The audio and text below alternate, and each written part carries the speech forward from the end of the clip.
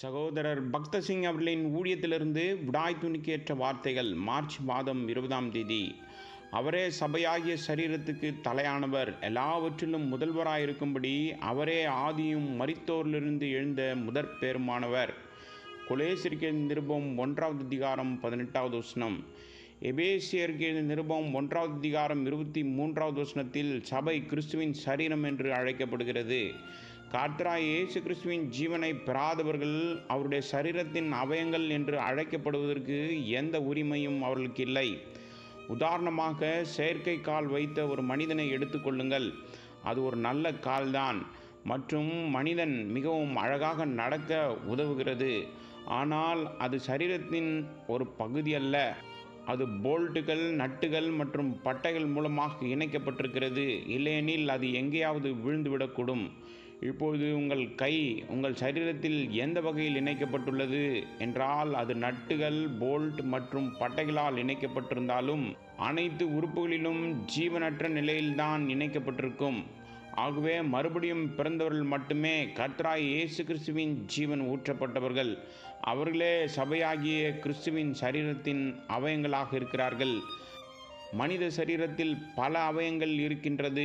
தலை, கைகள், கால்கள், கண்கள், இரத்த நாளங்கள், சில பெரியவை, சில மிகச் சிறியவை. எந்த ஒரு மனிதனும் தன் சரீர உறுப்புகளை மகிழ்ச்சியுடன் இழக்க மாட்டான். ஒவ்வொரு அவயமும் அவசியமானது மற்றும் முக்கியமானது. மேலும் அவைகளுக்கென்று ஒரு செயல்பாடு இருக்கிறது.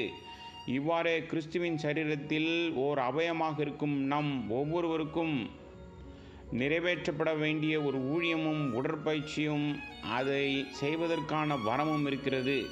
நமக்கு ஒதுக்கப்பட்ட ஊழியத்தை உண்மையாக நிறைவேற்றி நாம் என்னவாக இருக்கிறோம் என்பதில் திருப்தி அடைய வேண்டும்.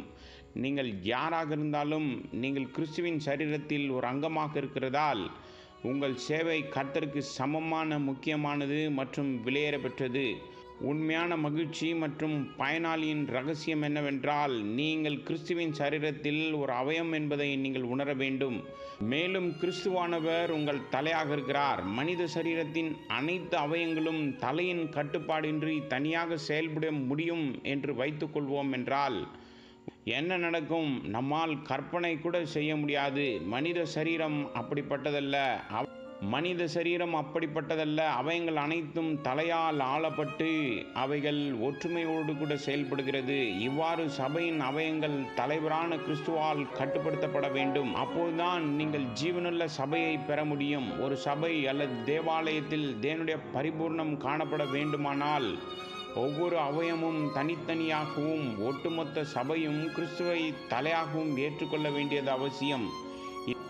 இதை செய்ய தவறியதால் பல கூட்டங்களில் ஜீவனில்லை. ஜனங்கள் தேவ பக்தியற்ற மனிதர்களால் ஆளப்படுகிறார்கள். தலைவர்கள் தனிப்பட்ட நலன்களால் ஆளப்படுகிறார்கள். இதன் விளைவாக அவர்களுக்குள் குழுக்கள், சச்சரவுகள் மற்றும் சண்டைகள் ஏற்படுகின்றது.